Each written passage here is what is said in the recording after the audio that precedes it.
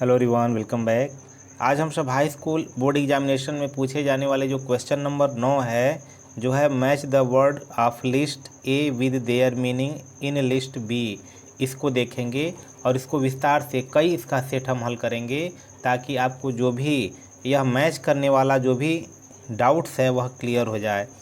जैसे दे रहा है कि मीनिंग में इसमें मिलान करना है, कह रहा है कि ए यानी जो कॉलम ए दिया है और जो कॉलम बी दिया है यानी लिस्ट बी दिया है, तो ए को बी से मिलाइए, लेकिन मिलाएंगे तो किससे मिलाएंगे, तो मीनिंग उसका भी मतलब वही होना चाहिए। जैसे ए में दिया है स्ट्रेच्ड, तो स्ट्रेच्ड मतलब होता है फैलाना, तो स्ट्रेच्ड का यहाँ हो जाएगा स्प्रेड, स्प्रेड का भी मतलब होता है फैलाना। तो यानी इसका ए से जो यहाँ बी है यानी पहला का यहाँ दूसरा से मैच कर रहा है, तो इसलिए जब हम आंसर लिखेंगे तो यह ध्यान लिखेंगे, तो यहाँ सीधे सीधे आप आंसर लिखेंगे STRETCHED और इसके सामने इसका आंसर आप लिख देंगे स्प्रेड SPREAD। ये आपको ध्यान देना है। आप अगर तीर से काट पीट करते हैं, मैच करते हैं, तो वह गलत हो सकता है। अब दिया है रेज्ड, RAISED, रेज्ड मतलब होता है तानना या उठाना। तो अब क्या हो सकता है, इसको ध्यान में देना है। तो अब यहाँ पे जो कॉक्ड होता है, कॉक्ड का भी मतलब वही होता है, तो यहाँ लिखेंगे COCKED, कॉक्ड। उसी तरह दिया है लॉन्गिंग, LONGING, लॉन्ग मतलब होता है चाहना, अत्यधिक अभिलाषा करना। तो यहाँ देखिए डीप डिजायर दिया है, डीप माने गहरा, अत्यधिक, और डिजायर माने इच्छा, अभिलाषा, तो इसका हो जाएगा डीप डिजायर। ये हो जाएगा डीप डिजायर्स। तो इस तरह से आप मैच करेंगे, न कि यहाँ इसको बी को यहाँ मिला दीजिए, रेज्ड को यहाँ मिला दीजिए, लॉन्गी को यहाँ मिला दीजिए, तो यह देखने में भी अच्छा नहीं लगता है। कुछ और भी क्वेश्चन देखते हैं। उसी तरह अगला क्वेश्चन दिया है कि ए को बी से ही मिलान करना, यहाँ पर भी मीनिंग ही है। तो वियरी, वियरी का मतलब होता है थका हुआ, तो थका हुआ तो यहाँ हो जाएगा टायर्ड। तो अगर इसको हम मैच करेंगे तो इसके लिए हम लिखेंगे वियरी, ऐसे यहाँ लिखेंगे WEARY, और इसके सामने जो टायर्ड होता है वह लिखेंगे, ये हो जाएगा टायर्ड, ये सही होगा। अब यहाँ लिखेंगे किन्समैन, KINS और MEN है, प्लूरल नंबर में दिया है। और यहाँ स्लाटर दिया है SLAUGHTER, ये दिया है स्लाटर। तो अब यहाँ किन्समैन, किन्समैन का मतलब होता है रिश्तेदार, तो रिश्तेदार का मतलब रिलेटिव, तो यहाँ लिख देंगे रिलेटिव, TIVES, प्लूरल नंबर में अभी है, रिलेटिव्स हो गया है। और स्लाटर का मतलब होता है वही किलिंग, हत्या करना, तो यहाँ किलिंग लिख देंगे, ये होता है। कुछ और देखते हैं। फिर अगला दिया है ए को बी से वही मीनिंग मिलाना है, सैक,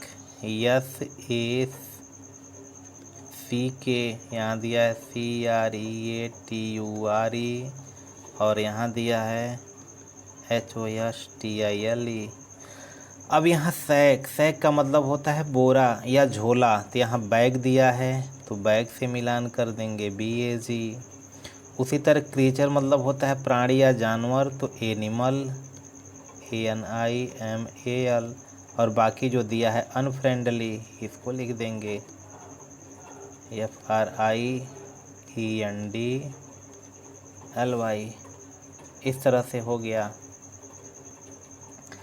फिर उसी तरह कुछ और भी वर्ड मीनिंग है, दिया है पैराडाइज, PARADISE। उसी में दिया है कमेंस, COMMENCE, और दिया है अपेरेंट, APPARENT। तो अब इसको मैच करना है। तो पैराडाइज, पैराडाइज का मतलब होता है स्वर्ग, तो स्वर्ग का होता है हेवन, तो इसका सामने ही सामने दे दिया है संयोग से, तो यहाँ हेवन लिख देंगे। ये हो जाएगा, यानी पैराडाइज मतलब भी स्वर्ग और हेवन मतलब भी स्वर्ग, तो ये सामने सामने दिया है, आपका यह आंसर हो गया। अब दिया है कमेंस। कमेंस का मतलब होता है प्रारंभ करना, शुरुआत करना, तो यहाँ देखिए दिया है स्टार्ट, तो यहाँ लिख देंगे स्टार्ट, START। तो यह ध्यान देना है आपको, यह बहुत ही इम्पॉर्टेंट है और यह 3 नंबर में क्वेश्चन आता है, तो इसलिए हमेशा इसको इसके सामने ही आप मिलान करेंगे। अगला दिया है अपेरेंट। अपेरेंट मतलब होता है स्पष्ट, तो स्पष्ट का हो जाएगा ओबियस, OBVIOUS, ये हो गया। उसी तरह अगला है दिया है डिलीबरेटली। डिलीबरेटली का मतलब होता है जानबूझकर, DELIBERATLY।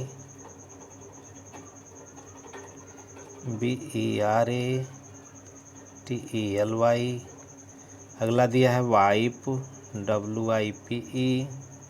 और तीसरा दिया है कावर्ड। तो सबसे पहले इसका मतलब जानने की कोशिश करेंगे। तो डिलीबरेटली का मतलब होता है जानबूझकर, तो जानबूझकर का मतलब हो जाएगा नोविंगली, यानी जानबूझकर संज्ञान में, तो इसका हो जाएगा नोविंगली, ये हो गया।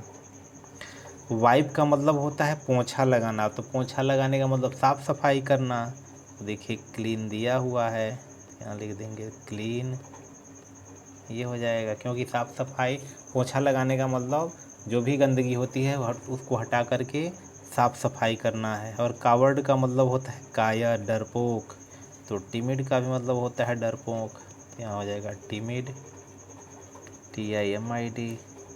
इसमें से ज़रूर कोई ना कोई आपका बोर्ड एग्जामिनेशन में आना ही आना है, तो इसलिए आपको वर्ड मीनिंग अधिक से अधिक याद होना चाहिए। फिर अगला दिया है कंट्रेरी, ग्रुप्स और कोर्टस,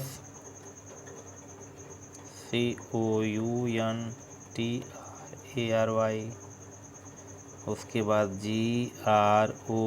GROUPS, और ये हो जाएगा COURTEOUS। अब यहाँ मैच करेंगे, तो कंट्रेरी का मतलब होता है विपरीत, तो विपरीत के लिए देखिए अपोजिट दिया हुआ है, तो यहाँ इसका अपोजिट हो जाएगा OPPOSIT, अपोजिट।